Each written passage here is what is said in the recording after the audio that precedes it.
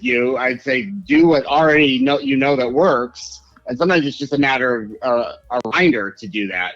And then breath, whatever type of breathing, there's so many different ways to incorporate breath work.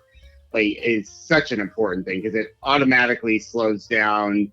It helps us manage anxiety and stress. It helps us refocus. So counting backwards, doing box breathing, whatever, yoga breathing, different types of breathing exercises are so important, and a very relatively simple way to get back in the present moment, to stop the panic cycle of panic that's happening. So that I'm really glad you brought that up, because that's huge. We're going to cover a lot more on our next episode when we think of anxiety over balancing personal life with public persona. That I'm looking forward to here on Any Actors and Athletes Studio with Stephen Quilco and Jake Jensen on Power 98.5 Satellite Radio and Biz Talk Radio. And also something I'm looking forward to cover. I did want to get it in this episode, but you know what, Jake? We're coming in a new season, and we are in football season. We are in a lot of what's happening during this time, and fear of career longevity. That is something I definitely want us to discuss. Where athletes may fear that their career in their sport, which is often, it may have a relatively short life or it may have a long-term life. And I just interviewed an NFL football player who was just cut from a major team due to, please don't tell me I'm going to have a brain fog. He was a rookie. So I wish they would get rid of that rookie stuff and just hire the athlete to just play. And, I get it, but I can't even just imagine what it's like to be, picked for a team and to get into the NFL, but be labeled as a rookie. And then unbeknownst, weeks or so later, you can get cut, like he was amongst 30 other people, because they have to bring the numbers down to 50 something, 54, 50 something. Yeah. Something like that. Yeah. No, I can't even imagine going through that as an athlete, but it's the reality for a lot of athletes find themselves in that position. So, any closing thoughts? The last thought I would just like to close with is there's been quite a bit of research recently on teams or athletes that engage in a stress management program before a season. And the injuries go way down during the season when they've had that training. And I think it just shows how important, some injuries are going to happen no matter what. But when we're managing our mental health, when we're managing anxiety and stress, our likelihood of injury does drastically reduce. And I think we need to make sure that all athletes are getting access to that, because injuries are also going to go way down, not to mention just overall handling, situations more effectively. So that would be my takeaway message is, why isn't this just standard for every team? I like that. It should be. I agree. It should be. Well, thank you to everyone who's joined us here in the Actors and Athletes Studio with Stephen Quilco and Jake Jensen on Power 98.5 Satellite Radio and Biz Talk Radio. If you'd like to be a part of our show or a guest, you can head on over to contact@power985.com or power98.5radio@gmail.com.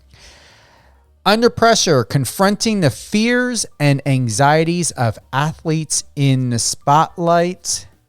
We're going to cover this and more on our next episode, whether you want to call it a part 2, a continuation. However, we are going to have more to talk about. And I'm sure especially with Jake, because we have officially entered in football season, and Jake still plays tennis and he's still active. So I know he's going to have a lot of a lot more information to offer us. And I would say you've been busy every day biking. You still biking now that you're back in LA? I've been doing more. Well, it's been 115 degrees the last week, so. Oh, but no. Once it cools down a little bit again, this has been unreal. But yes, I break a sweating and get fresh air every day. But this last week, all I've had to do is step out my door, and then I broke into sweat. Oh God, sounds like Vegas weather. I don't miss it. We're back in the 70s. We're down in the 40s and 50s. I'm going to tell you this. I'm looking forward to the cool, cold season.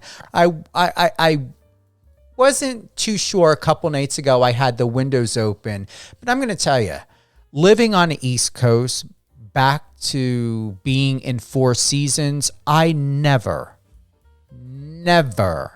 had my windows open, nor was I able to keep my windows open overnight while I'm sleeping, as I can do here on the East Coast, because I could not do that on the West Coast at all. Especially in Vegas. Yeah. We need air conditioning all the time. Yeah. Well, fortunately, this is not normal. Normally, a lot of the year, I can survive with actually no AC or heat, which is great. But it's just been, we got Vegas weather for a week or 10 days. But I hear you. I would not want to live in that all the time. Yeah, I'm curious to see what I'm going to do when it starts snowing. But I'm from from here. As long as I have, I got gas heat, so I'm glad I'm not having to deal with electric or pellet stove or wood. But at the same time, as long as I have my coffee, and if I need to pre-brew it, that's fine. I will always have a refrigerator filled with food. And if I don't have to drive, that's all right with me. But the last time before I moved back to the West Coast, we had gotten over 2 feet of snow in 2021 here in New Jersey. So I'm not going to complain. The fact of it is everything's a trade-off. Either you deal with the snow here in the Northeast, or you can be on the West Coast in certain states and places and deal with 124 to 130 degrees about 6 months out of the year. So I rather be able to open up my windows and be able to enjoy all 4 seasons and deal with winter and snow, instead of having to be in a closed up building or a home for most of the time, living in air conditioning without getting fresh air in my house. Yeah, I get it. But I could not live in snow again either. So we're all different, which is good. Well, if you happen to be in LA during a time when I want to skip the winter, I can always invite myself out. And you're also in Florida. So if you end up being down there, I'm just going to say and help myself, Jake, can I come and visit? That's a very easy trip down. Very from easy. Jersey down to Florida. So you're always welcome.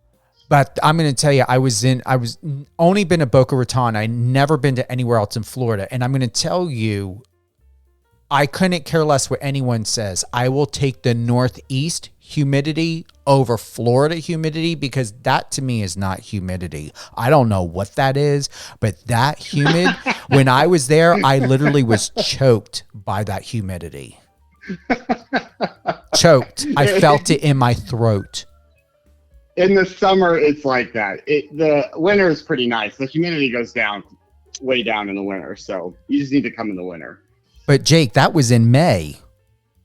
Well, yes. May to October is pretty overwhelming. Oh no, thank you. So I actually like it. It's playing tennis in a steam bath, but I'll take that over. I actually would take that over like 115 and dry. There, I feel like I'm being baked in an oven. Well, we all know that too much dampness can cause a yeast infection. So I rather be able to keep my crotch and everything else as dry as possible and not have to worry about being itchy or scratching and having to go to the doctor to get some sort of medication. Well, that's true. When I was in Florida a few weeks ago, I checked on my friend's house. He's only there in the winter. and his AC had gone out, so it was like 90 degrees in there and humid, and mold was growing all over. So which is a huge health issue. So yes, I I have had to deal with that too. Well, thank God you and I shower often, so we're not going to have to worry about mold in our britches. That's exactly right.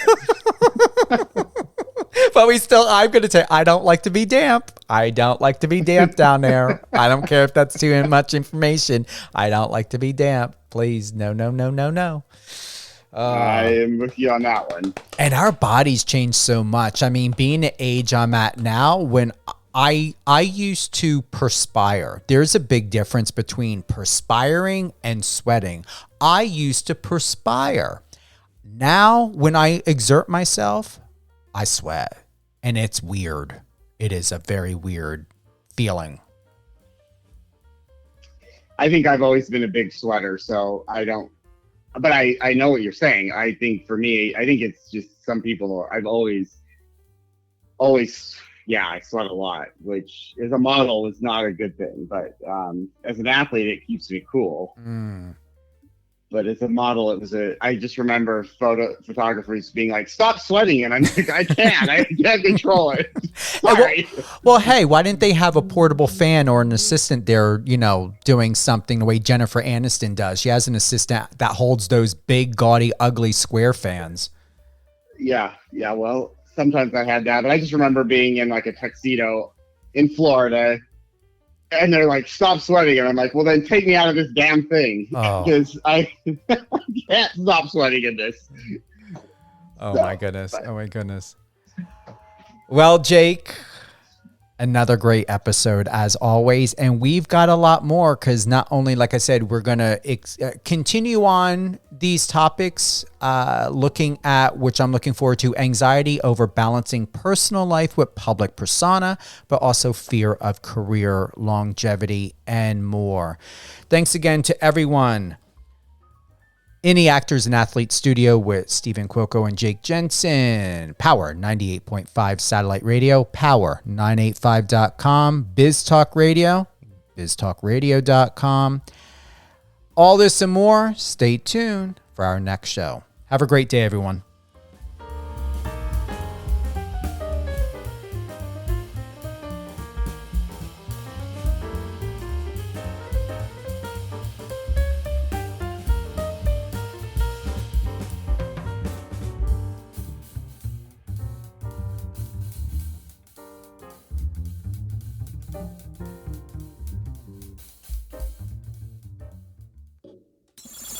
Friend us on your socials and let's connect. Hi, this is Dan Aykroyd. He's progressive. He's beautiful. He's thoughtful. He's intelligent. He's powerful. He's positive. He is Stephen Cuoco on Power 98.5 satellite radio. Empowering listeners from the US to the UK. Live on air with Stephen Cuoco.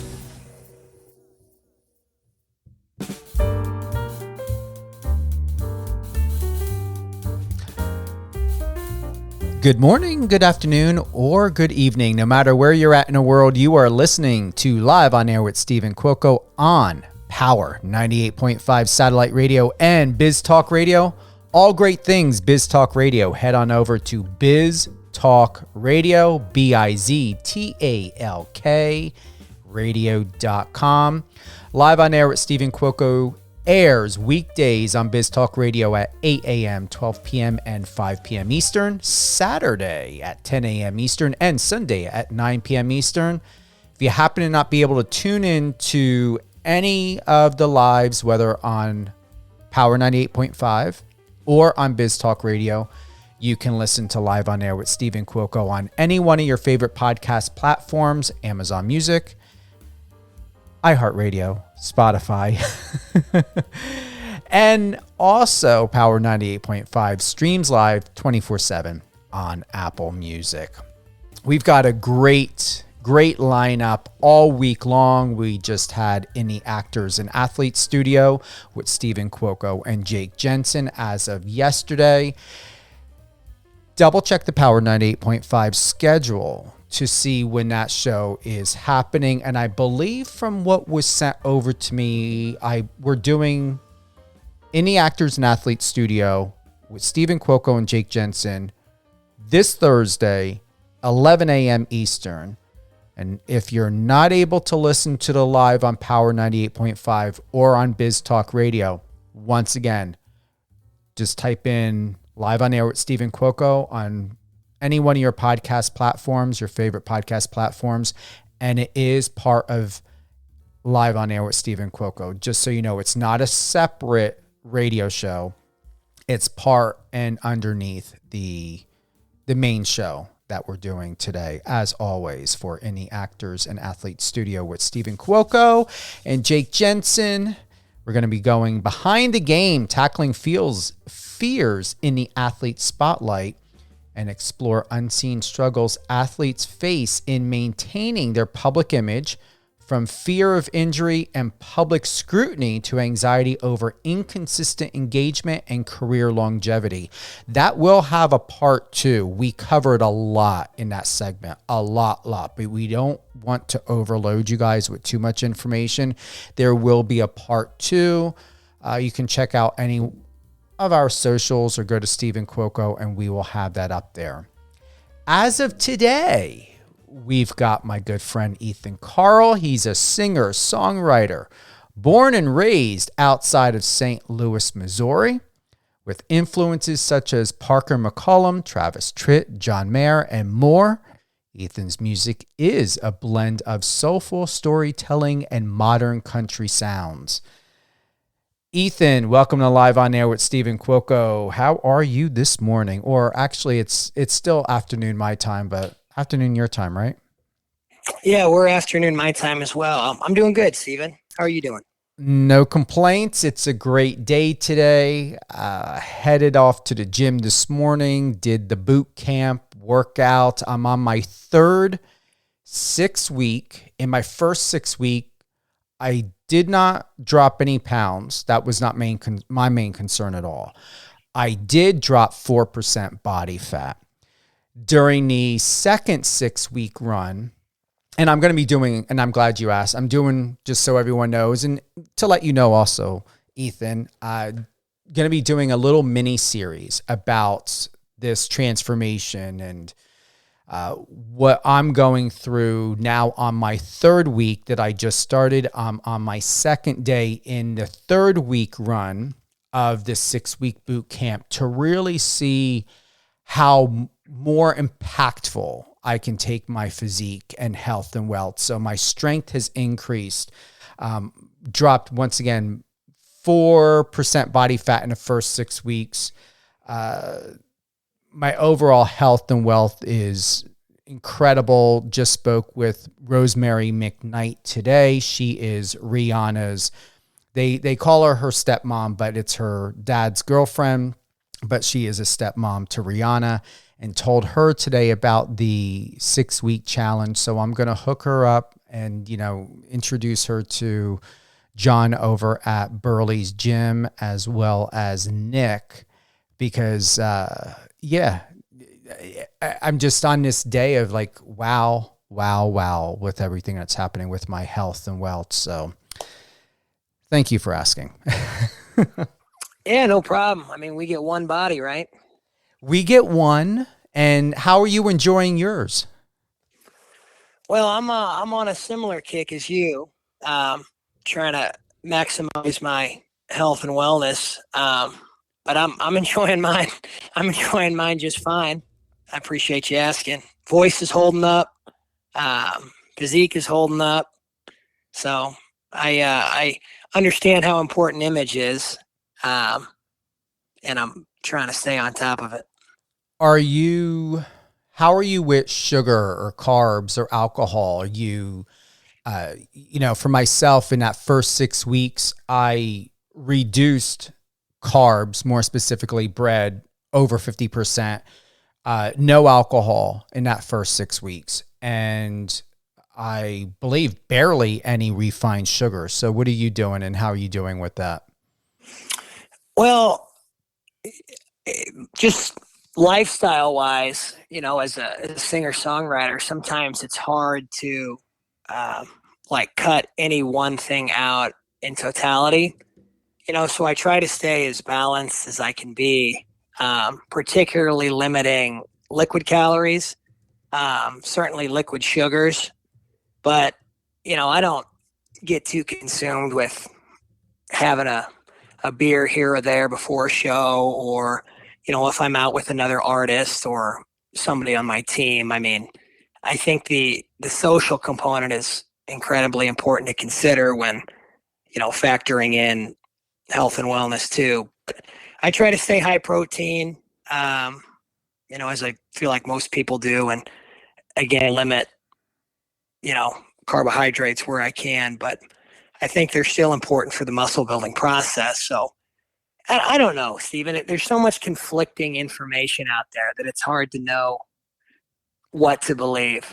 You'll read one thing that says carbohydrates are terrible. You'll read another thing that says they're essential for muscle growth. You'll read people that are doing the carnivore diet or they're only eating meat and saying great results. You'll read something where people are vegan and not touching meat or dairy, and they're seeing great results. So I think consistency is what's important. And I'm no nutrition expert.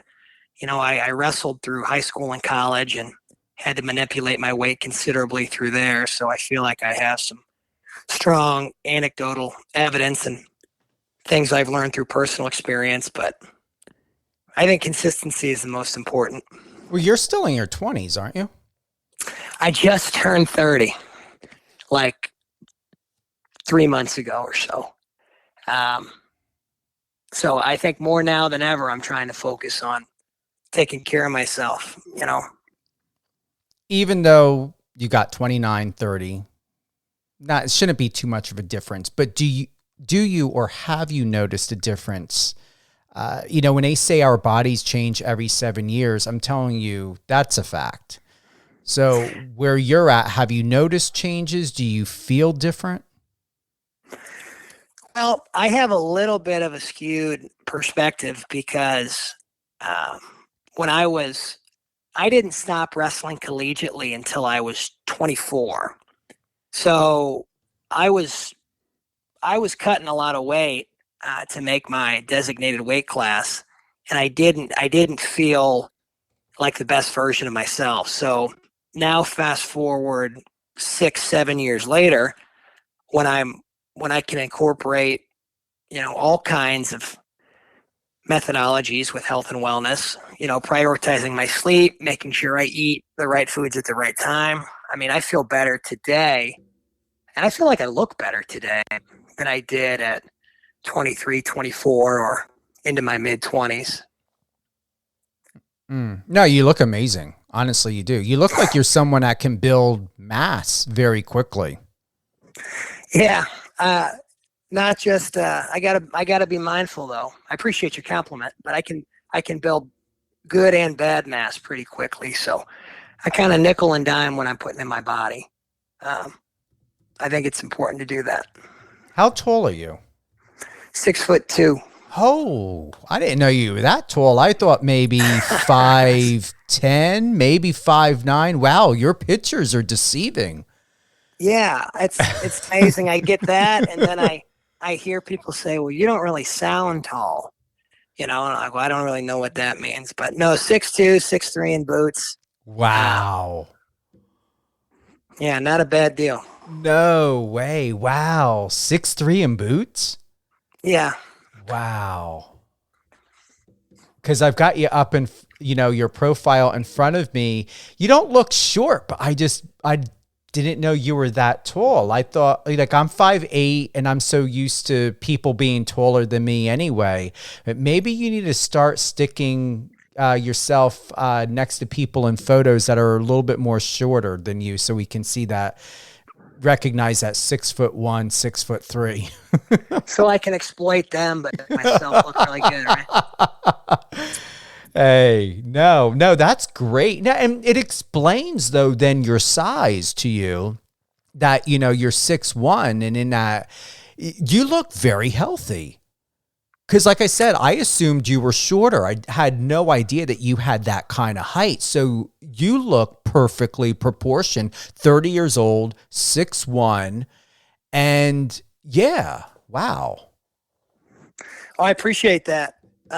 Again, now since I've stopped having to cut weight in collegiate wrestling and I could kind of be on full feed, so to speak, I feel like I'm healthier now than I've ever been. When you say cut weight, when we think about, and even tying into music, you were a wrestler, you still have that part of your muscle memory and your conditioning. You're out there performing, you're doing live concerts. You just did a live performance most recently. Does the training in wrestling really help to have conditioned you emotionally, mentally, physically, in every way for the demand of what you need as a music artist? Yeah, the parallels between wrestling and music are endless. And I want to be respectful of your time, so I'll go as deep as you want, but I won't elaborate more than needed. But, it's a difference maker between me and my peers. I mean, not just the physical demand, of day in and day out, putting time in to stay healthy. And you'll hear artists that say, I don't need to do that at all. Look at examples X, Y, or Z. But, I think what wrestling taught me is to how to follow the necessary process to become the best version of myself in anything that I do. And I think health and wellness is just a component of that. So I attribute, the workouts that I do as part of my job as a singer-songwriter. Not only does it relieve stress or natural anxiety, but it also helps keep me in good shape, which, the powers that be say makes me more marketable, and so on and so forth. But I think the real advantage, and this is where I won't go too deep unless prompted, is mentally. I think it's a grind, being a singer-songwriter. It's a day in and day out grind. I've shared with people recently that, I'm very routine oriented and, excited by a routine because it's measurable. But I've had to artificially create that routine in my career as a singer-songwriter because there's no blueprint laid out before me. I'm trying and I'm failing and, I'm pivoting and I'm adjusting and, trying to be as coachable as I can be as I learn more and more about this business. But the mental edge that I have over some of my peers has become very noticeable to me in the past, 6 to 8 months specifically. I'm on your Instagram. I wanted to go back to that moment. Most recently, you posted a day ago, and this was for Synergy Fights. Tell us a little bit more about that. Obviously, it was a fight night that night. Why were you there? Were you invited? What prompted this? Synergy Fights is a mixed martial arts organization ran by a gentleman named Zach Cummings. Zach wrestled for a good friend of mine named David Mirkatani in college. And David has been working, as a friend, as a confidant, as a mentor, as a life coach, as a promoter. He's been wearing a lot of different hats for me. But David and I and my wife, Stephanie, drove to, had a little tour in Oklahoma, where I played a show in Sperry, Oklahoma, Jake's Saloon on Thursday night. Friday, we spent the day, we actually invited out by the Oklahoma State wrestling program. They're probably the most storied wrestling program in collegiate sports. And David and I and Stephanie were invited out there on behalf of 4-6's Grit and Glory, who's a sponsor of mine. And the golf tournament was a fundraiser for Oklahoma State Wrestling. We had a 4-6's tent pitched. We were sampling product to all those that endorsed Oklahoma State Wrestling and were there to support the program. They got to try 4-6's. You know, the brand has everything in common that you could possibly have with Oklahoma State Wrestling, so it really fit. And then as we're driving back home from our little Oklahoma tour, we stopped in Springfield where Synergy was having a fight night, and they asked me to sing the national anthem. And of course, I took them up on that opportunity. Zach, again, the creator, founder, CEO, owner, whatever you want to say of Synergy, said they'd never had a live performance for the national anthem before. And we got good reviews, so I'm excited about that. You know, there's a lot of people that want to shy away from singing the national anthem because the risk is so high. It's a very difficult song to sing, and the reward is so low, right? Like you're getting patted on the back, you know, or saying thank you. You're not getting, you know, the checks that you would get for a sold out show at Madison Square Garden.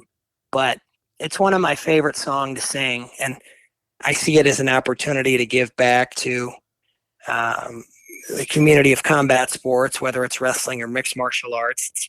It's given me so much, and also a way to acknowledge my, you know, belief in the United States of America as well. How do you feel about the climate of where the United States is at? Not going political, but just wanted to find out your thoughts if you had any. Yeah, I just don't know why we can't all get along. I don't think it's that complicated, really. I mean, I think, you know, most of us, short of being homeschooled, went to kindergarten, and the golden rule is treat others how you want to be treated. You know, and I hold others to that. I honor that standard myself, and I demand that standard from those that I work with in close proximity. I mean, I don't think it's that difficult at the end of the day, but those are my very brief thoughts. What do you think? I would like to see people your age be more in office. You know, I was watching TikTok and, you know, on social media, and I don't look for any of the stuff, you know, any of that political debates and, you know, things like that. But I find it to be a travesty, honestly. You know, I mean, I couldn't care less who the candidate is. And I had taken debate in high school and I had taken debate in college. And I respect what debate has to offer. I don't see it as something that's supposed to be an argument. I see it as something that is supposed to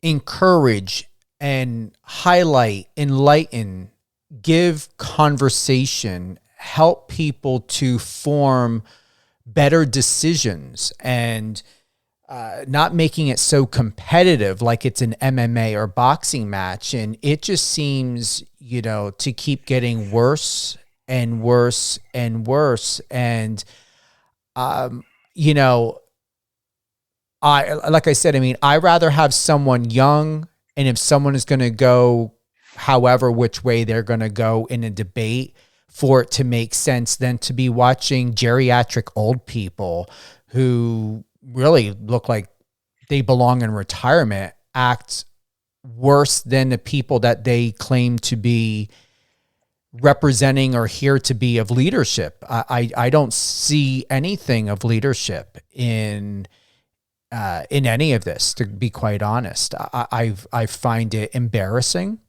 to the country. I find it embarrassing in general. And I agree with you. I mean, there's always better ways to do things. And it's like, there's nothing entertaining to watch old people who are parents, possibly grandparents, you know, family person, and up on stage, you know, acting worse than a kindergarten. Yeah, I mean, there's 8 billion people roughly on the planet, right? And the United States of America is supposed to be the most powerful country on earth. And I feel like we could have done better than, each of these two candidates. But I know I haven't met anybody that I've spoken with yet that has disagreed on that part of it. They've disagreed on who they want to win the election. But, I feel like collectively, we should, as a people, sit down and be like, okay, are these really the best ambassadors for, what we believe in? Yeah, it gets to a point, and whether it's Biden or Trump or anyone else, it really needs to be understood that when someone uses social media and openly disgraces themselves to disgrace someone else, if you caught that, to disgrace themselves first, to disgrace someone else, to put online and to mock anyone, whether it's a president, former president, a secretary, or even if it's someone that works at McDonald's to take care of their family. It is very, very unfortunate if anyone were to think that that's okay. Like I said, just recently today, I was going through TikTok and someone was in a bar restaurant and, Trump and Kamala were on TV with the debate. And then it's just this whole mockery and everything else. And it's,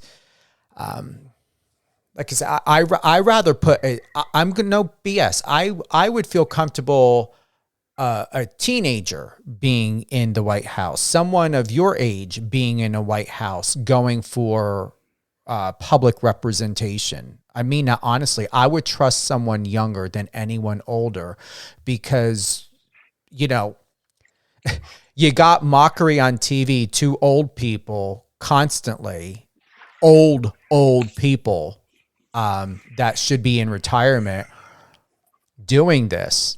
And then you've got younger generations that are mocking, another generation. And it's almost like, where do you break the cycle? You know what I'm saying? So, it's like, I wouldn't think, or if I wasn't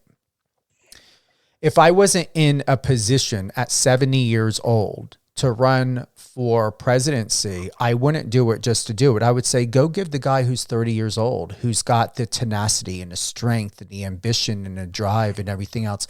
I just would like to see our country put more faith and trust into your generation and people of your age, because honestly, you're going to understand what needs to be done more. And the fact of it is if it's okay to take an 18-year-old and put them in war and treat them their life expendable as though they need to fight someone else's war at the expense of their life, death, to may never be able to have family, a dog, a job, a career, a college education, then why can't we put somebody of that age in presidency? That's how I feel about it. Yeah, that makes too much sense, probably, to be implied, or to be applied. Yeah, I even though I gave a bit of a long answer, I don't mind that, and I'm glad you asked, because like you said, I believe it's like, 8.1 billion or so, like right now. Either way, we have so many people in the world, and what we see is there's not a lot that's making a difference. If anything, there's a lot that's inciting division and judgment and speculation and just subjective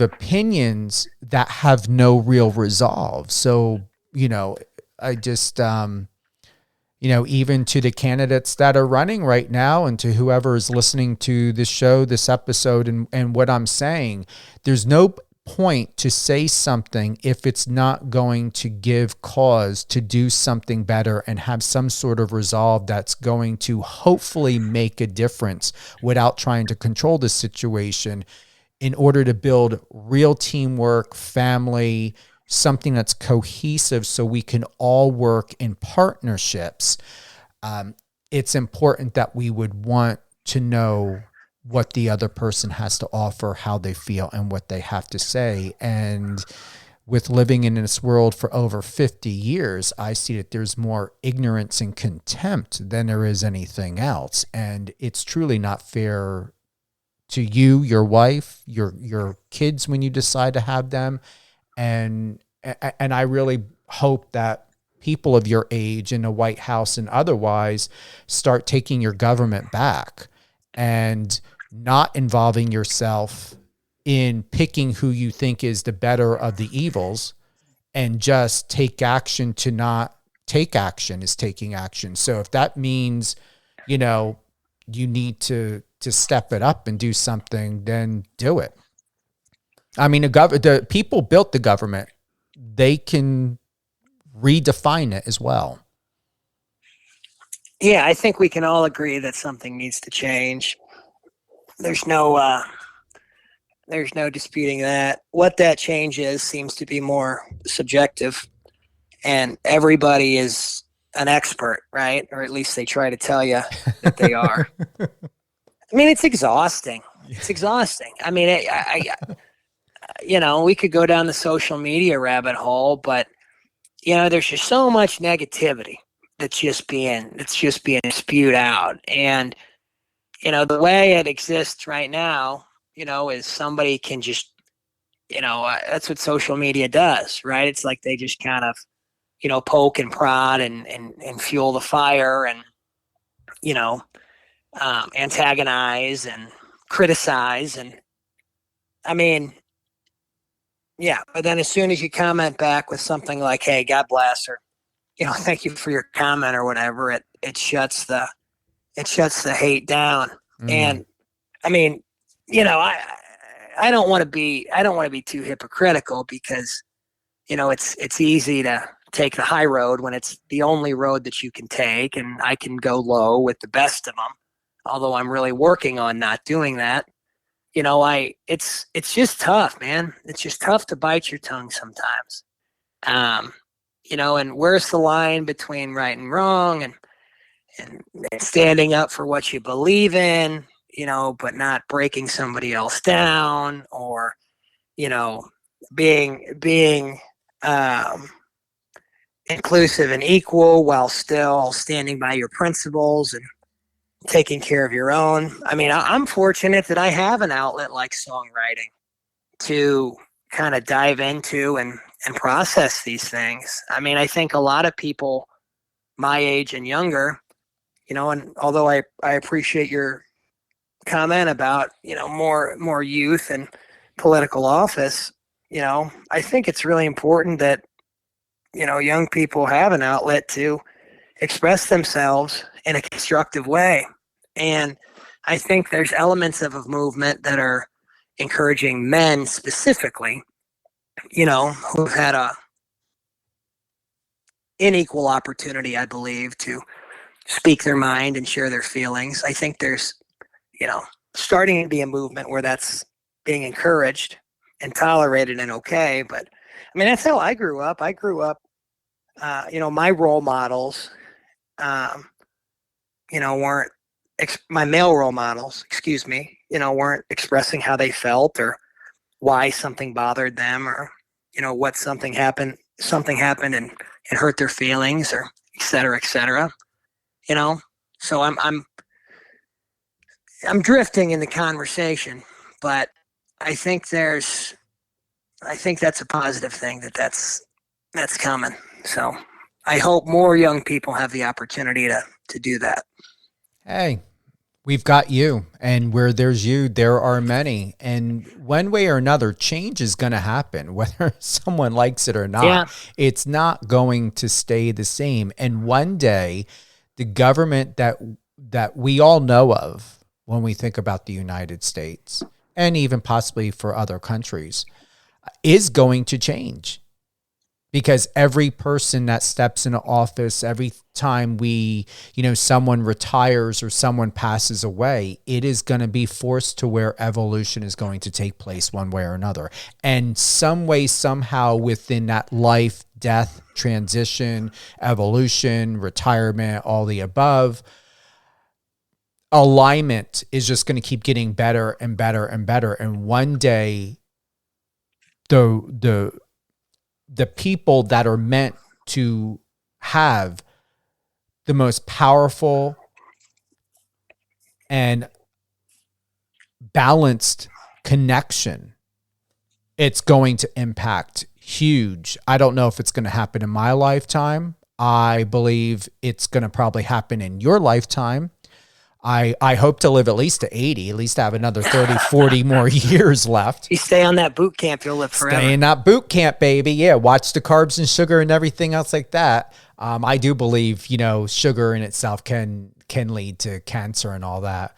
But yeah, I mean, I would love to, be active or retired or semi-retired or whatever, and watch a real transition. Watch people really work together, because in the last 50 years, it's just been war after war after battle after war. I can honestly say I've never witnessed true unison. Yeah, today's got me thinking a lot about, and what our conversation has got me thinking a lot about September 11th. 2001, and I was just a kid when that happened, but you could probably speak to this a little bit. Was there remnants of unison on that day? I hear adults or my parents talk about, you could, at the grocery store, you could feel a little more camaraderie or people having each other's back. Did you experience any of that? To be very, very frank with you, to answer that question, what I experience and where my thought process is, everyone handles trauma differently. I come from a background and a past to where trauma was every day growing up before the state of New Jersey took me away and put me in foster care. So did 9/11, and I don't think I've ever answered this or ever spoke about it in this way, did 9/11 psychologically impact me? Absolutely not. Absolutely not. And when I thought to myself, when I was hearing people and like yourself talking about, people coming together, I'm going to be honest, I felt hopeful about it, but I also had a pessimistic attitude about it, that this was only short term. Because I knew that it wasn't going to bring real change. I just didn't see it. You mean lasting? What's that? By real, you mean lasting change? Yeah, I did not. Yeah. I mean, like I said, just to be objective and optimistic. No, I've always been a person that looks at the facts, and what I felt was compassion for the people and the families that were involved directly and indirectly. And I felt it was an absolute travesty, to be quite honest. And that, and I still feel this. It feels weird to open up and say this, because I never really talked about it before, and I never had conversations about it. And I'm not going to feel embarrassed about what I'm going to say, is that what I've learned in my life is that when change is going to happen, make it happen and make it extremely, what it would be, because I'm processing of what to say, not trying to, buffer this at all. When change is going to happen, you do it, and you do it the right way. And I find that when tragedy happens, what I've learned in my life, directly, personally, and indirectly, there's never real long-lasting change. There's never effort to do anything different. And I found it to be disgraceful that every single year, that the moment 9/11 rolled around, everybody did the woe is me. Everybody decided to take the day like they do with Labor Day and Memorial Day and every other holiday. And I find it to where it's like Christmas. You know, people are wanting to make it all about Jesus and everything else in communion, and unapologetically saying, I call bullshit on so much stuff because it takes 364 days of people having a shitty fucking attitude. And then that one day when 9/11 or December 25th or November 24th and everything comes around, then people finally wake up and come out of their psychosis and decide, today I'm going to be a good person. I'm going to decide to do something Christian. And then they have a fuck you attitude the moment the day's over. It's just such hypocrisy. So I'm going to be honest. I totally missed recognizing that today was November 11th, because in my opinion, I recognize every day Thanksgiving. I recognize every day in my life in a world when I think about 9/11 or Jesus dying on a cross and so many other things. These are things I don't forget. But what I feel is most important, to answer your question, is I do my best to remember to implement compassion and understanding and gratitude. And if ever a day I feel a certain way, to offer myself that as well. And to not wait for a holiday or a day to roll around to have a calendar or the government or the public or a job or someone to say, do you know today is 9/11? Yeah, well, people are still disgracing 9/11. And they're still disgracing 9/11 by going around posting all the stuff on the day of 9/11. But what are they doing before 9/11 and after 9/11? To make their lives better, their children's lives better, the animals that they bring into the house better? What are they doing to do better to help love themselves and to teach love to others? All you have to do is go on social media, not only today, but every day, and it's nothing but hate, judgment, criticism, blasphemy, carelessness. Yeah, I can't imagine being one of those people that it's more sad to me than it is frustrating.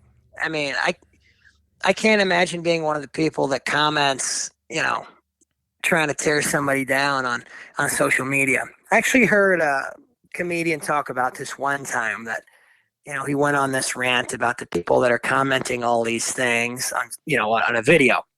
And he had read, I don't know, let's say 50 to 100 comments on a video. And he said the only person that's crazier than the people commenting on the video are the people like him that fell into the trap of reading the comments on the video.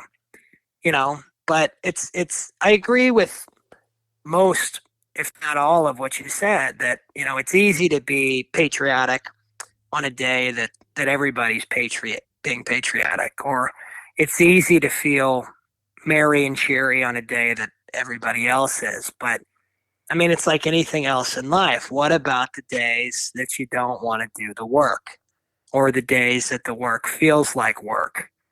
I mean, that's where you really find out, in my opinion, how people are cut and what they're made of. I mean, and that's kind of keeping the theme going. That's what I learned from the sport of wrestling, and from just tough things in life. Like, it's most important to go to rehearsal on a day that you don't want to go to rehearsal. That's where you're going to get a lot out of it. It's a day that you could have called in sick, or, you could have done something that's not going to move the needle forward.